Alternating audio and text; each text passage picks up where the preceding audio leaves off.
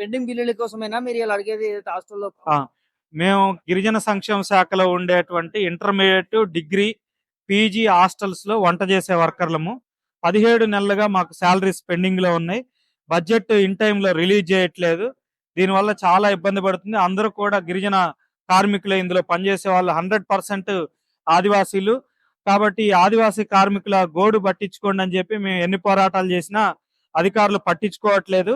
అందుకనే దివ్య మేడం గారిని కలిసి ఆమెకి గిరిజన సంక్షేమ శాఖ పట్ల అనుభవం ఉంది. భద్రాచలం, ఉట్నూరు, ఐటీడీఏ పీఓలుగా చేశారు. కాబట్టి ఈ హాస్టల్ సమస్యల మీద అవగాహన ఉంది కాబట్టి ఆమె ద్వారా డైరెక్ట్ ముఖ్యమంత్రి గారి దృష్టికి తీసుకెళ్లాలనే దానికోసం రావటం జరిగింది. మేడం గారు మా ముందే principal secretary of tribal welfare కి ఫోన్ చేశారు. ఈ పెండింగ్ బడ్జెట్ ఫైనాన్స్ లో పెండింగ్ ఉందని చెప్తున్నారు. వాళ్ళకు కూడా లెటర్ పెడతామని చెప్పారు. మేము మళ్ళీ వారానికి వస్తామని చెప్పి మేడం గారికి చెప్పాము. ఈసారి జీతాలు రాకపోతే ఇక్కడే నిరవధికంగా ధర్నా చేయాలనేటువంటి ఆలోచన కూడా చేస్తున్నాము. ప్రభుత్వం ఒకవైపు 10వ తారీఖు కల్లా అవుట్ సోర్సింగ్ వాళ్ళందరికీ జీతాలు ఇస్తామని చెప్తుంది. కానీ 17 నెలలుగా బడ్జెట్ ఇవ్వకుండా గిరిజన కార్మికుల్ని ఆకలికి చంపుతున్నటువంటి పరిస్థితి ఉంది. దీన్ని పరిష్కారం చేయాలనేది మేము ప్రభుత్వాన్ని కోరుతున్నాం. స్పందించకపోతే సమ్మె చేస్తాం. మేము సమ్మె చేస్తే దాదాపు రాష్ట్ర వ్యాప్తంగా 8,000 మంది ఇంటర్మీడియట్, డిగ్రీ, పీజీ చదివే పిల్లలు గిరిజన ప్రాంతాల్లో పస్తులు ఉండాల్సిన పరిస్థితి వస్తుంది. కాబట్టి అక్కడ దాకా తెచ్చుకోకుండా మాకు జీతాలు ఇవ్వాలని, నెల నెల ఇవ్వాలని, మా జీతాలు గతంలో 12,500 వచ్చాయి జీవో నెంబర్ 60 ప్రకారం.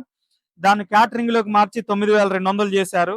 దాన్ని కూడా సరిచేసి జీవో నెంబర్ 60కి మార్చాలని కూడా మేము అప్పీల్ పెట్టాము. దాన్ని కూడా ఫైనాన్స్ వాళ్ళతో మాట్లాడి పరిష్కారం చేస్తాం అనేది చెప్పారు. మేము బట్టి గారిని కూడా కలిసి రిప్రజెంటేషన్ చేశాము.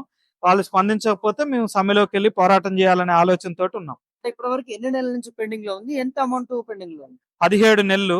దాదాపు రాష్ట్రం మొత్తం 18 కోట్ల రూపాయలు నిధులు పెండింగ్ లో ఉన్నాయి సాలరీస్ కి సంబంధించి. వాటి కోసం ప్రయత్నం చేస్తున్నాము. ఇప్పుడు 12 కోట్లు, 13 కోట్లు రిలీజ్ అయినాయి. చెక్కులు ఫైనాన్స్ కి పంపినమని చెప్తున్నారు.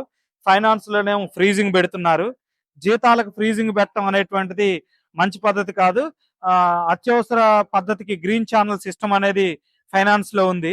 సాలరీస్ ని గ్రీన్ ఛానల్ సిస్టమ్ ద్వారా అన్ని డిపార్ట్మెంట్లకు చేస్తున్నారు.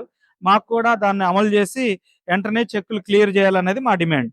రానున్న రోజుల్లో ఒకవేళ స్పందన లేకపోతే తీవ్ర ఉధృతం చేస్తా అంటా ఉన్నారు. మరి ఎందుకు ప్రభుత్వం ఇన్నిసార్లు మీరు అర్జీలు పెట్టుకున్న పట్టించుకోవట్లేదు? ఏమన్నా ఈ సిస్టమ్ లోనే పెద్ద లోపం ఉంది. క్యాటరింగ్ సిస్టమ్ అనేటువంటిది.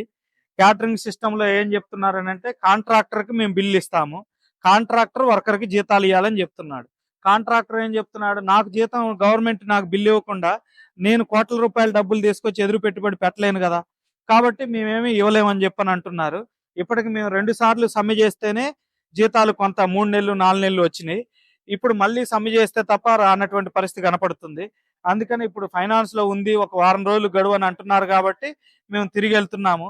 వారంలో రాకపోతే మేము వచ్చి ఇక్కడే మొత్తం వంటలు బంద్ చేసి వచ్చి ఇక్కడ కమిషనరేట్ ముందు టెంట్ వేసుకొని కూర్చోవాలనేటువంటి నిర్ణయానికి వచ్చాము. ఫుడ్ విషయంలో కూడా ఎట్లా వస్తుంది ప్రభుత్వం నుంచి కూడా? మీకు అంటే సన్నబియ్యం పెడతా అన్నారు, మంచిగా పోషకాహారాన్ని అందిస్తామన్నారు. మా పని వాళ్ళు ఏ మెటీరియల్ ఇస్తే అది ఉండి పెట్టడం వరకే. వాళ్ళు సన్న బియ్యం ఇచ్చినా, లావు బియ్యం ఇచ్చినా అక్కడ వార్డెన్ ఉంటారు, ప్రిన్సిపల్ ఉంటారు. వార్డెన్ దాన్ని మెయింటైన్ చేస్తాడు, పైన 8Wలు ఉంటారు. మెనూ అంతా పర్యవేక్షణ చేసేది వాళ్ళే. వర్కర్లకి వాళ్ళు 100 మంది విద్యార్థులు ఉంటే ఎన్ని కేజీలు బియ్యం ఇవ్వాలి, అన్ని కేజీలు చికెన్, ఎన్ని కేజీలు కూరగాయలనే లెక్క ఉంటది. వాళ్ళు ఇచ్చిన ప్రకారం వంట చేసి పెట్టడం, వడ్డించడం వరకే మా బాధ్యత. ఇక మిగిలిన ఏం వస్తుంది ఏమిటి అనేటువంటిది అది అధికారులు, వార్డెన్ వాళ్ళు తేల్చుకోవాల్సిన అంశం, మాకు సంబంధం లేదు. ఎట్లా ఏం చెప్తారు ముఖ్యమంత్రి కూరల్లో? మేము కోరేది ఏంటంటే అవుట్ సోర్సింగ్ కార్మికుల్ని వెట్టి చాకరీ చేస్తున్నారు, తక్కువ జీతాలు ఇస్తున్నారు. వీళ్ళంతా ఆదివాసీలు. ఆదివాసీల విద్యార్థుల సంక్షేమం కోసం పనిచేసేటువంటి వాళ్ళం. మా పట్ల దయ చూపండి, కరుణించండి, నెల నెలా జీతాలు ఇవ్వండి. ఇతర డిపార్ట్మెంట్ లో కూడా ఈ హాస్టల్స్ ఉన్నాయి. సోషల్ వెల్ఫేర్ లో, బీసీ వెల్ఫేర్ లో, మైనార్టీ వెల్ఫేర్ లో ఈ టైప్ ఆఫ్ హాస్టల్స్ ఉన్నాయి. వాళ్ళకి నిర్దిష్టంగా ఫైనాన్స్ డిపార్ట్మెంట్ లో ట్రెజరీలో ఒక పద్దు అలాట్ చేశారు. రెగ్యులర్ గా వాళ్ళకి బడ్జెట్ రిలీజ్ అనేటువంటిది ఉంది. మాకు కూడా ఒక ట్రెజరీ బడ్జెట్ ఉండాలి. అట్లా ఉండాలంటే అవుట్ సోర్సింగ్ జీవో నెంబర్ 60లోకి మమ్మల్ని కన్వర్ట్ చేయాలి. చేస్తే మాకు కూడా ట్రెజరీ ద్వారా బడ్జెట్ వస్తుంది. పెండింగ్ లేకుండా శాలరీలు వచ్చేదానికి అవకాశం ఉంటుంది. అదే పరిష్కారం, అది చేయమని మేము అడుగుతున్నాం.